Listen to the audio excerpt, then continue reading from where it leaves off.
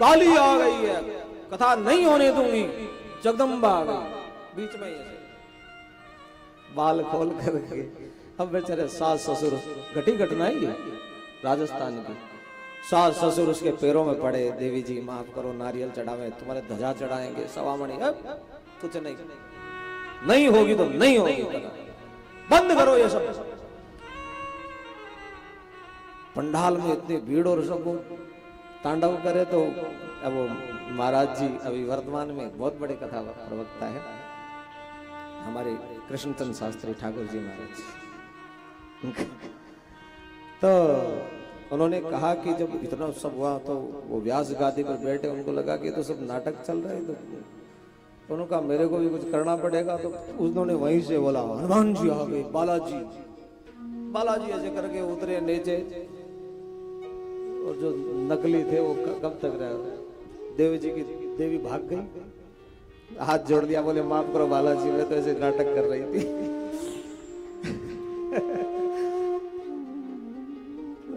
ऐसे देवता की बात नहीं कर रहा हूं, सच में कोई देवता देखा है आपने? किस किसने देखा है? हाथ ऊपर करो, सबके हाथ नीचे हो गए। उन्हीं देवताओं को देखा था जो ऐसे। देखो सच में देवता बताओ, हमारे मूर्तियों में तो हम मानते हैं, मान्यता के देवता अच्छी बात है, प्रत्यक्ष देवता बताओ मैं आपको, हम सब ने देखा है। सूर्य भगवान को किस किसने देखा है? तो सबने देखा है।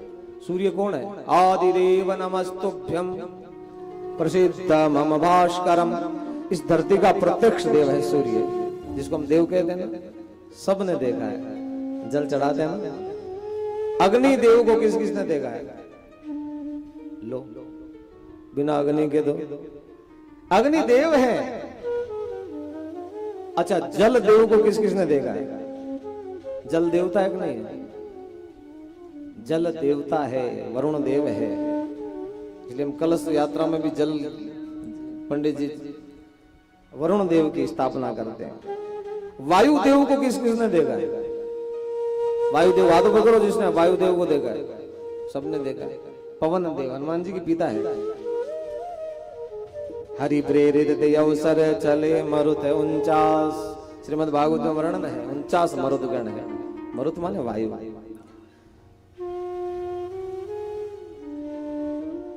माता पिता को किस किसने देखा है? तो माता पिता धरती के प्रत्यक्ष देव है। श्री वेद भगवान, वेद नारायण कहते हैं मातृदेवो भव पितृदेवो भव, माता पिता इस धरती के प्रत्यक्ष देव है। इसलिए काल्पनिक देवता ठीक है, प्रत्यक्ष देव है गुरुदेव, माता पिता देव, जो आचार्य होते हैं, गुरु को देव कहते हैं, भगवान कहते हैं, ये साक्षात देव है। और कोई देवता देखा न देखा, श्रीमद् भागवत साक्षात भगवान है। इसलिए भगवान की शरण में आने से देवताओं का प्रकोप होता है।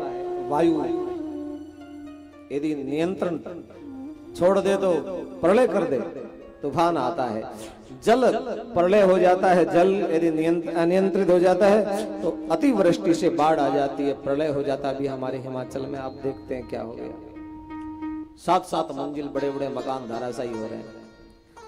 जल प्रलय, ये देव प्रकोप करते हैं। अग्नि यदि अनियंत्रित हो जाती है, बिना अग्नि के घर चलता भी नहीं है, और अग्नि नियंत्रण खोलते हैं तो वही चलाने वाला, घर जलाने वाला हो जाता है।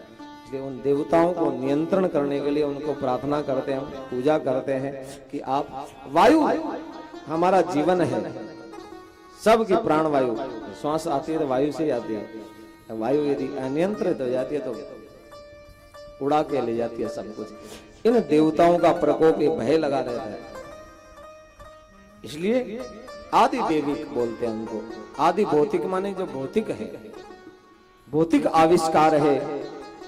बिजली ये भौतिक है, ये बिजली से हमारा सब कुछ चलता है, लेकिन थोड़ा सा तार लूज रह गया और कहीं शॉर्ट सर्किट हो गया तो वही बिजली तांडव कर देती है।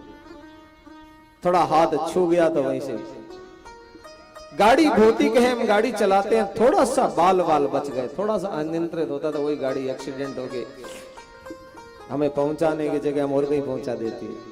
चाहे हवाई जहाज हो, चाहे ट्रेन हो, चाहे गाड़ी हो, कोई भी हो, नियंत्रण खोते ही ये आदि भौतिक है। मोबाइल है, मोबाइल अच्छा है, लेकिन आप जानते हैं ज्यादा मोबाइल, माताएं ज्यादा मोबाइल यूज करने से उसमें रेडिएशन की तरंगे निकलती है, पागल बना देती है, ब्रेन हेमरेज, हार्ट अटैक, आजकल जो बीपी, हाई डिप्रेशन ये होता है, ये मोबाइल उससे ही होता है। इसलिए मोबाइल जितना जरूरी हो उतना ही बरतना चाहिए। लेकिन दुर्भाग्य है हमारे समाज का, आज खिलौने देते थे जिन बच्चों को, आज उन बच्चों को 2-2, 3-3 वर्ष के बच्चों को मोबाइल पकड़ा देते हैं, खेल खेलो, आंखें खराब हो जाएगी, कान खराब हो जाएंगे, दिमाग खराब हो जाएगा।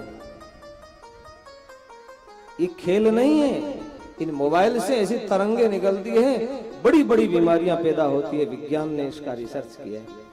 इसलिए हम सोते समय भी अब मोबाइल को तकिया के पास नहीं रखना चाहिए, दूर रखना चाहिए।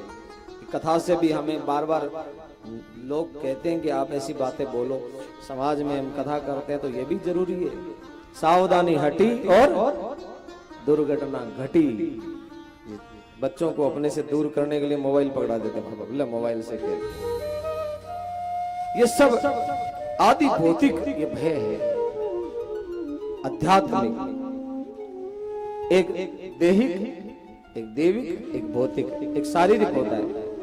शारीरिक आज हम ठीक हैं, अभी हमारे राजस्थान में और उत्तराखंड में एक प्रकोप चला है, डेंगू।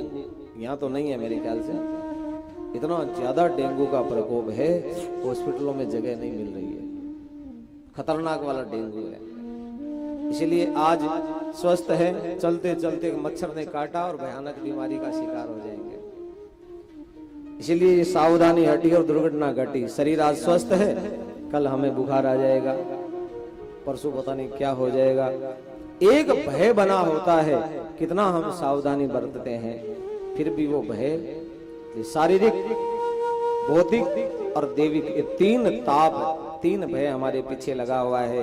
इन तीन भय से बचने के लिए क्या करें? तो कहा है ताप त्रय विनाशाय, त्रय ताप, तीन प्रकार का भय। श्री कृष्णाय वयम नुमः, हम श्री कृष्ण की शरण में जाएंगे तो तीन प्रकार के तापों से हमें मुक्ति मिल जाएगी। तीन प्रकार का ताप, श्री राधा गोविंद की शरणागति करेंगे तो हमें उससे मुक्ति मिल जाएगी। आओ श्रीमद् भागवत के रूप में भगवान श्री राधा गोविंद हमारे घर में हमारे आए हैं, सुंदर मंदिर बना है। हम भागवत की, श्री राधा गोविंद की शरणागति करेंगे, हमारे जीवन के ताप और पाप को समाप्त करने के लिए तो आए हैं। इसलिए ताप त्रय विनाशाय, पहला श्लोक है भागवत का कि तीन प्रकार के ताप है, देहिक, देविक, भौतिक।